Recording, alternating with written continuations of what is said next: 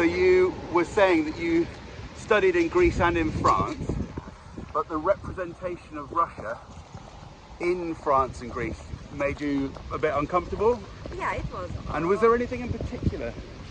Well, for instance, I took a course of gender studies in the international relations field, and they were always at one point they were telling about how the Red Army raped the Berlin, blah blah blah, and also just after that they said that there are only few cases in the history when armies didn't commit any rapes of civilians, and one of them was Wehrmacht.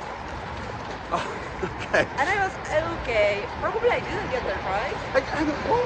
The Wehrmacht didn't didn't sexually assault anyone. Yeah, I asked again the professor, do you mean including in the Soviet Union? And she said, yeah, well, why? Do you have other and different information? I said, yeah, I actually do.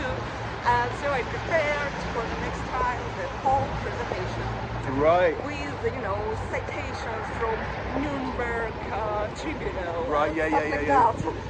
And she, but to her credit, she said, yeah. How important, gap of knowledge have you feel? And next year, when I was attending another course of hers, and somebody went about Soviet army and stuff like that, she said, that's actually a very unbalanced way to speak about it, because... And then she proceeded with what I've taught her. Wow.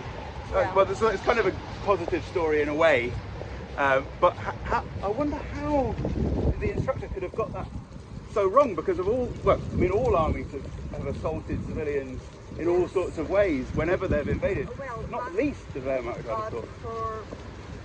For instance, I think in 2022, a scientific article in France came out that pointed out that for many years the sexual assaults committed by allies during World War II, meaning British and American soldiers, were whitewashed. And so those French guys were the first to write, I think after interviewing some French women who witnessed stuff like that.